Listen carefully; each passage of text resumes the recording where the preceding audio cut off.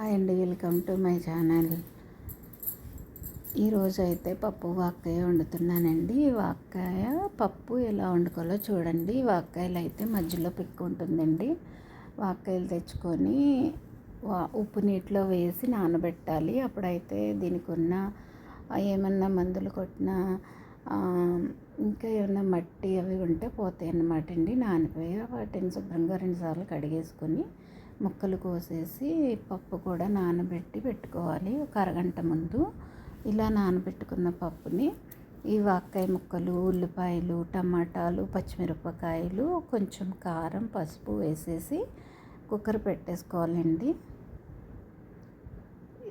ఇలా ఫస్ట్ పప్పు నానబెడతాం వల్ల ఏంటంటే చాలా మెత్తగా అయిపోతుంది అన్నమాట. పలుకుల్లా లేకుండా కలపెట్టేసుకున్న వెంటనే మెత్తగా అయిపోతుంది. ఈ పప్పు వాక్కాయ అయితే చాలా ఈజీగా వండేసుకోవచ్చు. వేరే వంట రాని వారు కూడా చాలా ఈజీగా వండేయచ్చు అన్నమాట అండి. పప్పు అనేది ఏదన్నా సరే ఇలాగైతే బాగా కలిపెట్టేసుకోవాలి. అలానే కొంచెం సాల్ట్ కూడా వేసేసి బాగా కలిపేసుకొని ఇలాగైతే బాగా కలిపేసుకోవాలండి. ఇదిగోండి ఇలా కలిసిపోయింది. దీన్నైతే తాలింపు పెట్టేసుకోవాలి. ఒక పాన్ పెట్టి ఇదైతే నేను ఆల్రెడీ వేరే కూరగాయలు వేపాను అన్నమాట.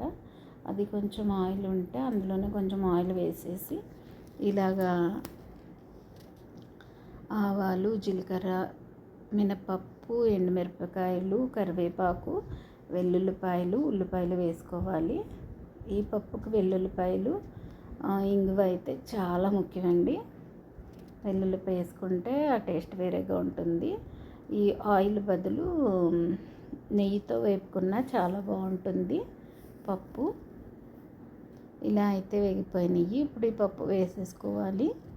వేసేసుకొని అదే గిన్నెలో కొంచెం వాటర్ వేసేసుకొని మళ్ళీ పప్పులో వేసుకుంటే మనకి ఎలా కావాలంటే అలాగా, కొంచెం పలచగా కావాలంటే కొంచెం వాటర్ వేసుకోవచ్చు ఎక్కువ.